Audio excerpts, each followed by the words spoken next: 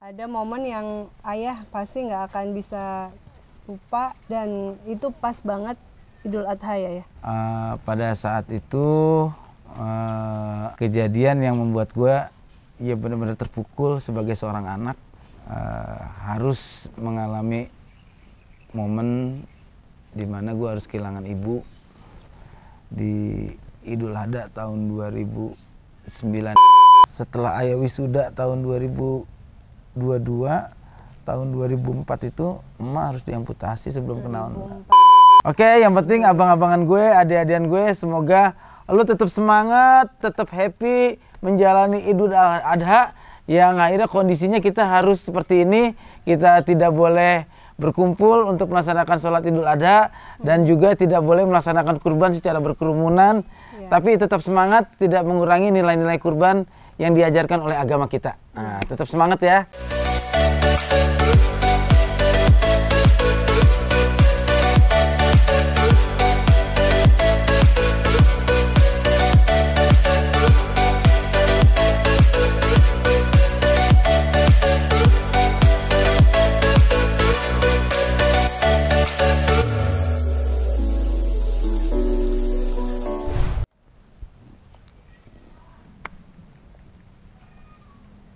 Kok gitu mukanya? Kayak Idul Adha. Idul Adha. Ya, abang-abangan gue, adik-adikan gue, assalamualaikum warahmatullahi wabarakatuh. Waalaikumsalam. Ya, kita ketemu lagi di Taman Curhat. Kali ini ya setiap momen Idul Adha akan selalu ada cerita di keluarga kita. Yang paling mengesankan sebenarnya kesannya ini ya kalau kita dibilang di luar kebiasaan kita, tapi kayaknya sebenarnya ini kondisi yang akhirnya menjadikan kita Idul Adha seperti ini. Kita udah 2 tahun Idul Adha dalam keadaan yang pertama aturan dulu namanya PSBB, sekarang PPKM. Ingat gak Idul Adha tahun kemarin kita akhirnya sholat setiap RT itu dibagi-bagi. Dan akhirnya kemarin kita sholat di base camp. Kayak gitu. Iya. Pasti rasanya sama ya. Iya. Kita terus mereka yang di kampung, yang di Jakarta, di Bogor semuanya. Iya. Ya tapi yang pasti sih kita berkumpul sama keluarga sih. Iya. Oke, yang penting abang-abangan gue, adik-adikan gue, semoga lu tetap semangat, tetap happy menjalani Idul Adha yang akhirnya kondisinya kita harus seperti ini. Kita tidak boleh berkumpul untuk melaksanakan sholat Idul Adha dan juga tidak boleh melaksanakan kurban secara berkerumunan. Tapi tetap semangat, tidak mengurangi nilai-nilai kurban yang diajarkan oleh agama kita. Nah, tetap semangat ya. Meskipun sebenarnya setiap momen Idul Adha ada satu momen yang nggak pernah bisa gue lupa. Ya. Ya. Tahun 2011 ya. 2009. 2009. Ada momen yang ayah pasti nggak akan bisa lupa dan itu pas banget Idul Adha ya. Iya, Idul Adha pada tahun 2009. Pada saat itu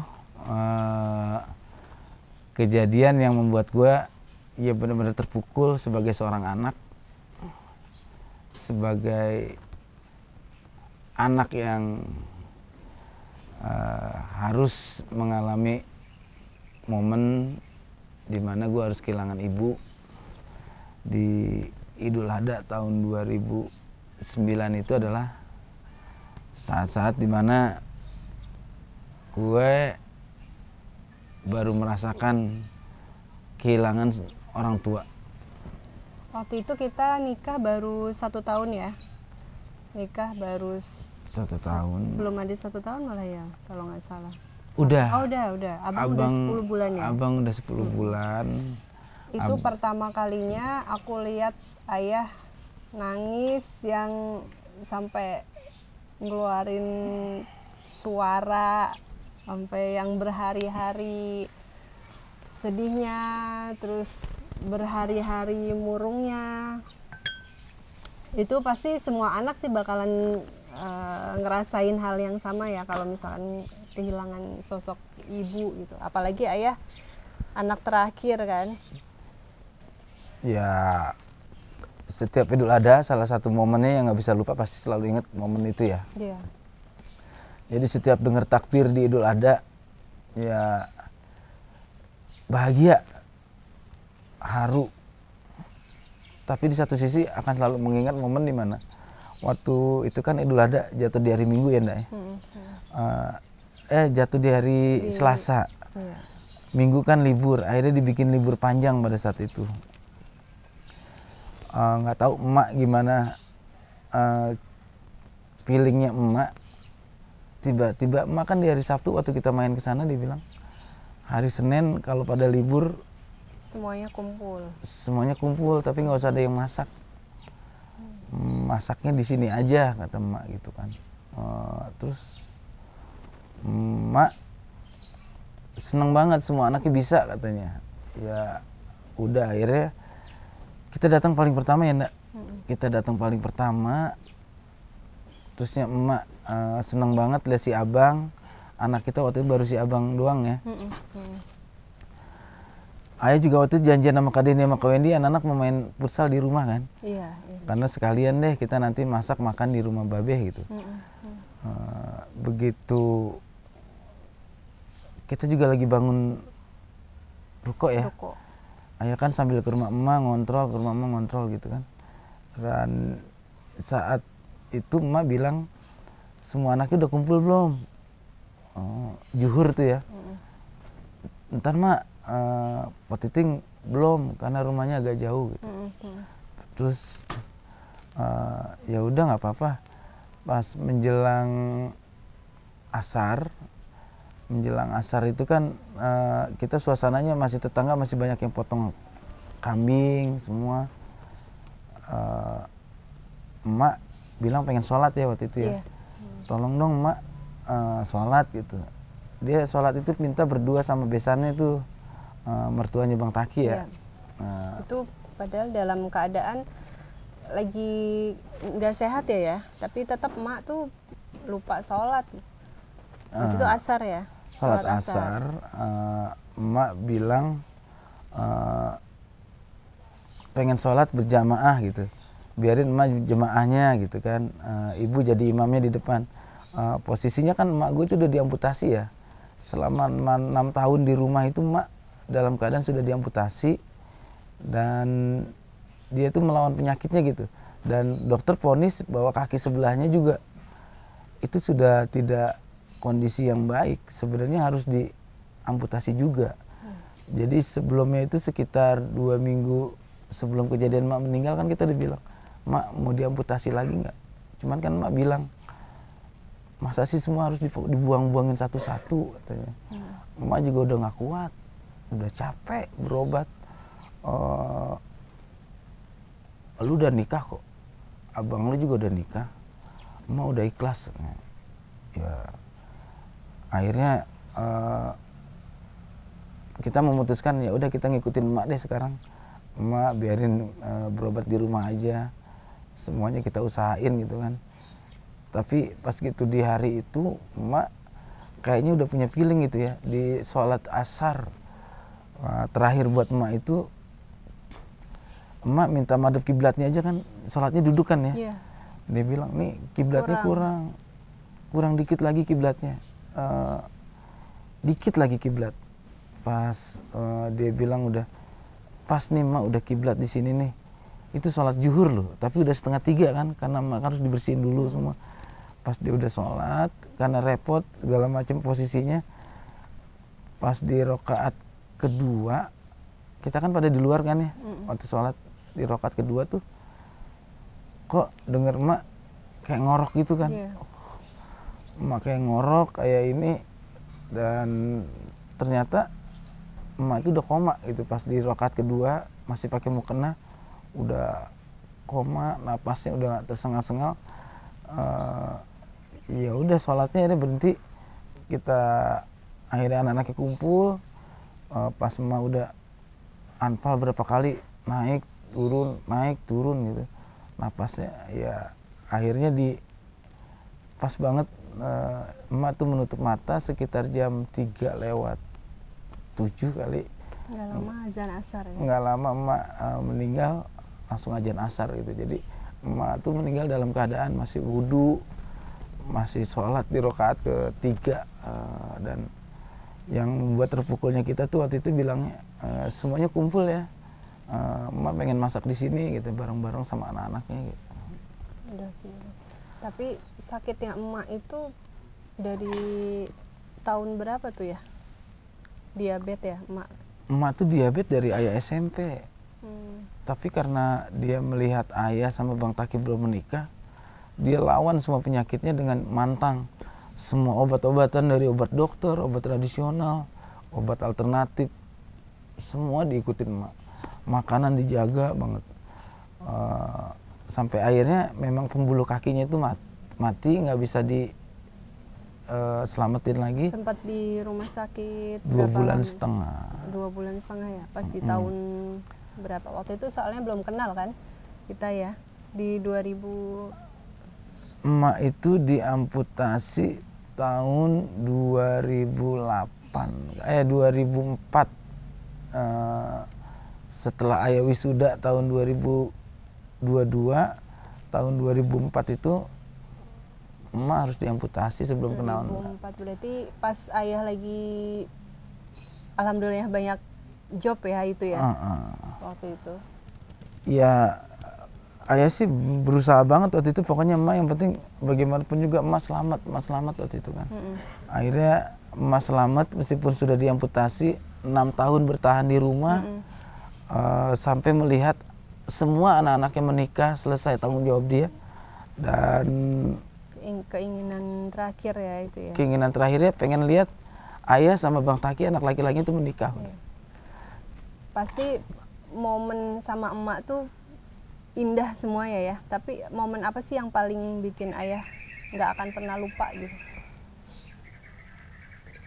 Iya,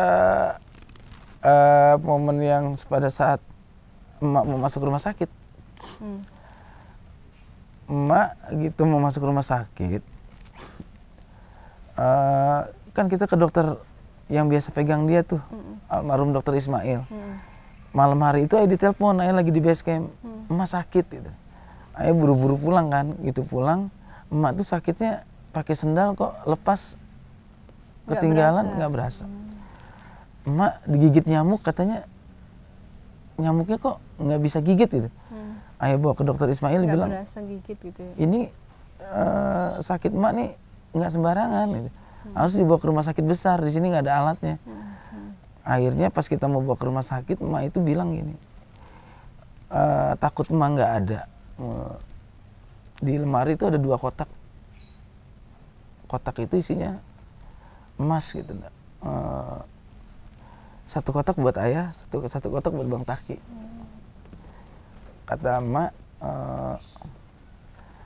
ini emak nggak bisa ngasih apa-apa, emak cuma bisa ngumpulin emas.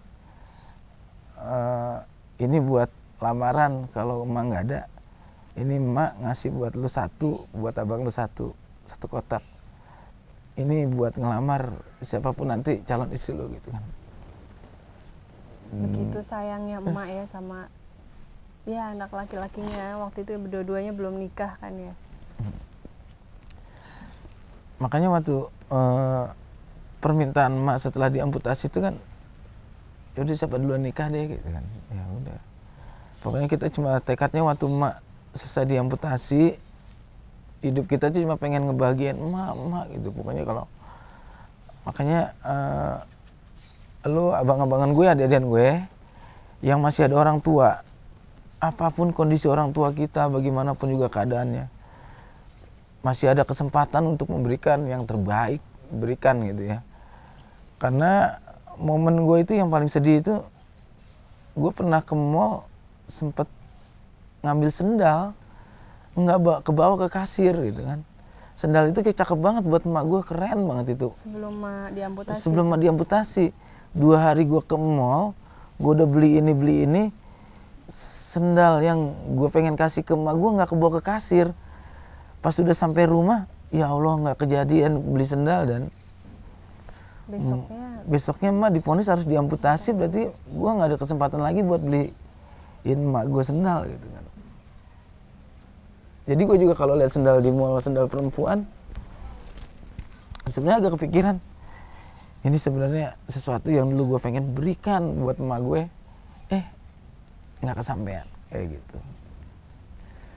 Ya sebenarnya sih di episode kali ini gue nggak lagi pengen mengenang masa lalu gitu, cuman karena momennya pas Idul Adha, dan ya.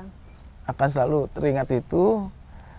Dan yang kedua sebenarnya gue pengen ngasih tahu ke lu, abang-abangan gue, adik-adikan gue, selagi masih ada kesempatan untuk membahagiakan orang tua, berikan yang terbaik, apapun keinginan orang tua, terutama ibu, turutin.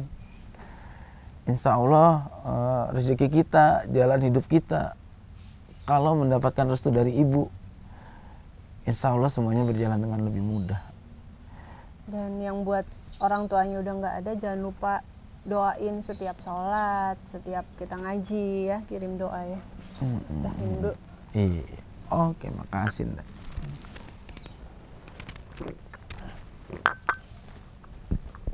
Ya, momen-momen yang paling indah mama lagi itu satu lagi, bahwa mama itu meskipun diamputasi, orang hidupnya itu tetap semangat, nggak pernah dia pengen menampakkan kesedihan, kedukaan di depan anak-anaknya gitu. Nggak ngalamin kan bagaimana bercandanya emak gitu kan, sering di depan rumah dengan kaki diamputasi ada tukang sendal keliling kan. Bu Haji mau beli sendal, Bu Haji. Dengan enaknya dia angkat sarungnya, emang ada bang sendal dijual sebelah gitu, kaki gue tinggal satu katanya. Kita jadi ketawa gitu maksudnya, loh emak dengan kita yang melihatnya sedih, tapi emak malah bikin kita ketawa gitu dengan ini. Kita bercandain nih, mak, babe itu mak main ke rumah janda mulu, rumah sebelah. Ya biarin aja, gue mau sengkat, gue udah nggak bisa nyengkat katanya. Ya Allah, kalimat-kalimat emak tuh yang bikin kita semangat, bahwa lah emak kok bisa kayak begitu ya. Kayak kita mau gini, mak mau ngikut kondangan nggak gitu kan. Ya kalau digendong nih ngikut gua, kalau gua ngajak lu nggak mungkin, masa gua yang nuntun lu gitu. Kayaknya kalimat-kalimat emak tuh optimis banget gitu ya. Emak tuh orang yang nggak pernah marah, orang yang nggak pernah cemberut walaupun dia lagi ngerasain sakit gitu ya. Itu sih yang paling Nda salut. Terus yang Nda inget tuh waktu kita ajak ke Ancol, yang makan di pinggir pantai di hotel apa tuh? Iya, di Ancol tuh. Di Mercure ya.